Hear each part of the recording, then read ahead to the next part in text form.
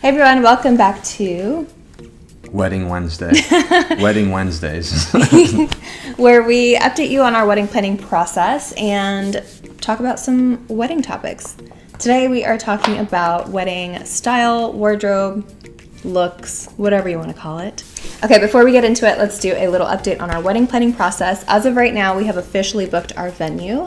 So it's been secured with a deposit. Our date and location is good to go. That's all we have. Yeah, there's not much beyond that. And the reason is because we're still trying to nail down our guest list. Yeah. For Puerto Rico, we're trying to keep it smaller, more intimate, immediate family, very close friends kind of situation. But there's a lot of people. So. And I've gotten a couple of quotes back from caterers, but that's something that, again, we can't book until we figure out our guest list, like our head count, or at least a general idea. Now that it's the new year and vendors are back to work, we're going to hopefully start nailing all of the important details down and get that out of the way.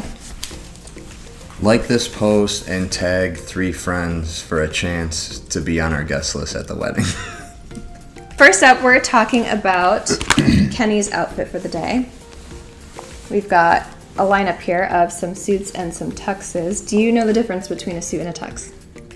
I can spot the difference. Usually with the buttons, like the poke through buttons, and the line on the pants. For our wedding, I wanted to do just a traditional black tux, or maybe like a 3-piece suit. But what's going to make you go one way or the other? Between what, a tux and a suit? Mm-hmm.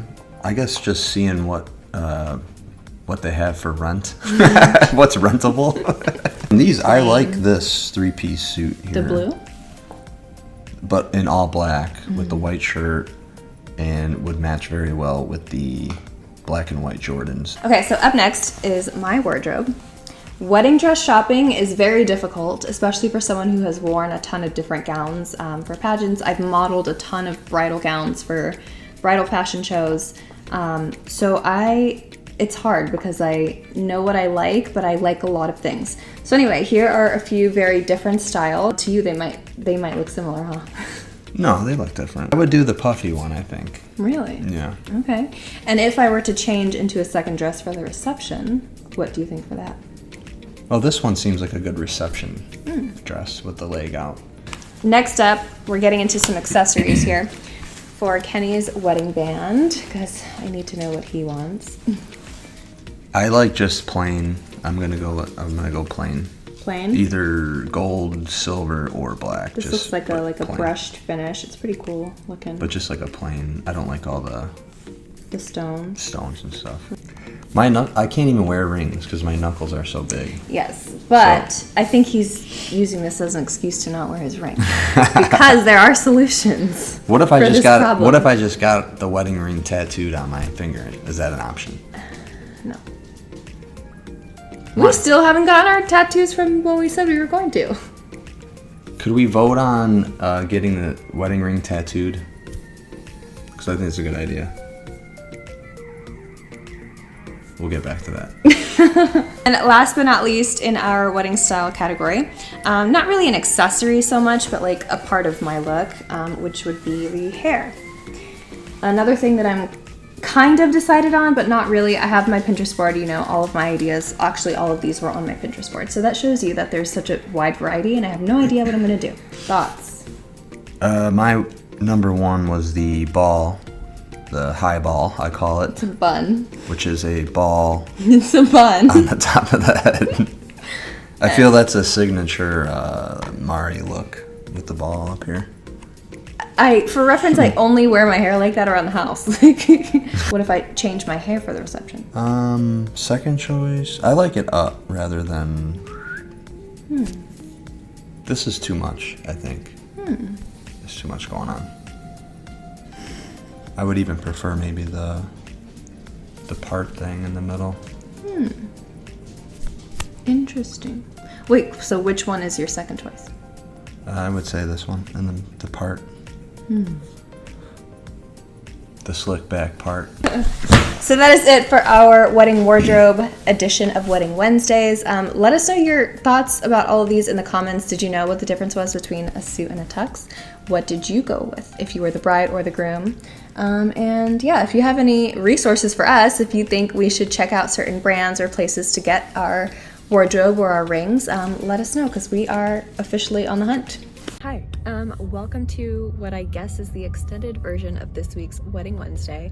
There originally wasn't going to be, because this week's video was actually pre-recorded back in December. It was actually our first Wedding Wednesday video that we ever filmed. I was on my flight. I'm on a layover here at BWI right now, and during the flight I just randomly was like, okay, I'm just gonna make something up literally on the fly. I guess this is gonna be kind of like a video diary about wedding planning and how I'm feeling. I guess certain emotions that cropped up during this flight, because I was chatting with a friend on Instagram during the flight who asked me about a bridal shower and a bachelorette party. Just kind of brought up some emotions, and I want to be very open and raw with you all, more unfiltered in my content to connect with you guys, and I think YouTube is a really good platform for that. So this, I guess, is going to be kind of testing that out with this little video diary format. I don't know if this is going to be entertaining or not. You guys can let me know. Maybe it's going to be boring. Maybe I won't even post this. Who knows? I actually kind of felt kind of sad thinking about it, because it just made me think about how I have had kind of a lot of instability in my life.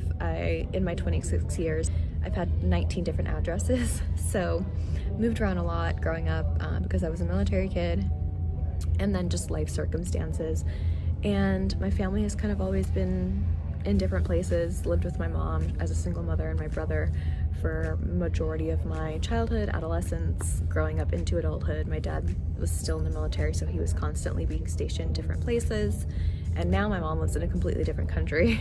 My brother's now in the Army himself, so he's stationed in different places. Made me very independent, very adaptable. You can throw me into almost any situation with any kind of people and I will most likely thrive. So I'm very thankful for that. But it's also been kind of hard, because most people have a lifelong chamber support system, group of friends that they have with them literally from kindergarten through college and beyond. For some people, I know Kenny has that. And I don't, I constantly was changing schools, different houses, different neighborhoods, different kids, different coworkers. And I came to the realization early that most of the people that I would meet in my life would be temporary, unfortunately. And as an adult, it's very difficult to make friends. I'm very much a homebody, don't really go out much. And I work from home, so I'm not meeting typically friends at work. And the friends that I have made as an adult are all here in Maryland, and they weren't even my friends. I was actually kind of grandfathered into the group from someone in my past who coincidentally is actually not even part of the group anymore. Don't live near them anymore, don't hang out with them anymore, and don't speak to them as much either, which kind of sucks, but distance, what can you do? But I still would consider that group of friends like my adult core group of friends, even though they have all grown up together their entire lives. But it's just weird to think about, I met these people 6-7 years ago, and I would consider them to be very close friends at least. But anyway, back to the topic of bridal showers and bachelorettes. It just got me thinking about how I don't even think I would have that many people I would invite to that kind of thing, because I hate asking for things, first of all, especially things that are inconvenient to people. So I wouldn't want to ask people to travel for that, and on top of that to give me gifts. Ugh. I don't like asking for things. And I think that stems from that sense of independence growing up and just doing things for myself. I'll figure it out, don't worry about it. I don't even like asking my parents for things. It keeps me out. I will figure out every way possible to get something done myself before I go to my parents I need help with this. That's just how I am. But now that I'm with Kenny, I have this new family that I'm gonna be marrying into, and I have a great partner who is very supportive and everything. So that's been really nice, because for a long time it's always been finding work for myself, figuring it out myself. When is it going to be my turn? When is someone going to look after me? And that's not, don't take it the wrong way. My parents have given me everything. They've done everything for me, and they will do everything for me. So not in that aspect, but more so in the aspect of figuring things out and just physically being kind of alone and separated from your family. I don't think I'll do a bachelorette or a bridal shower, at least not for our original wedding in Puerto Rico, because typically you invite people to those things who are also invited to the wedding, and our Puerto Rico wedding is going to be very small. Maybe what I'll do is come to Maryland for a weekend before we do our big Chicago reception, where all of our friends would then be invited to that.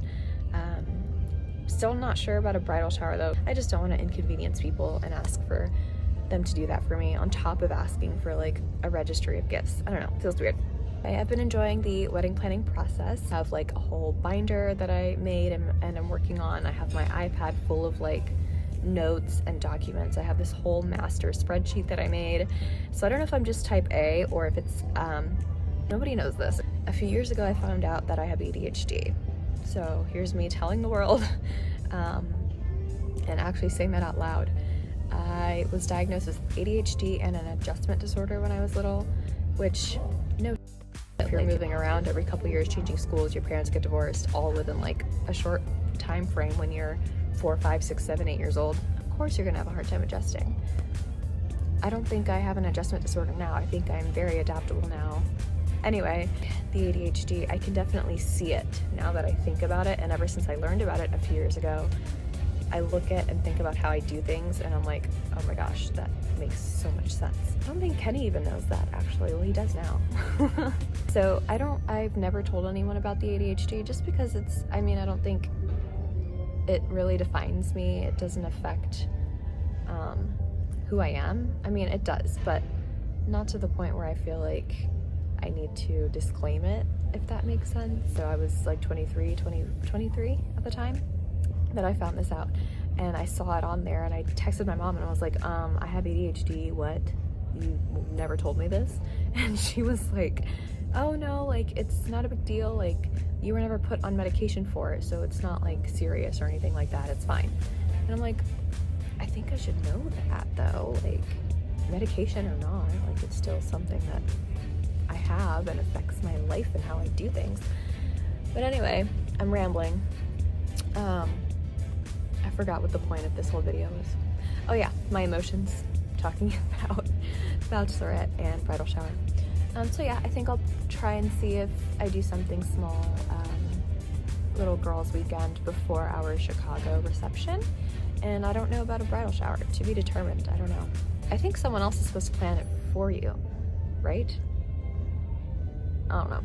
But anyway, my flight is delayed and I've got about half an hour left, so I'm gonna sit here and charge my stuff and edit this video, and yeah, happy Wedding Wednesday.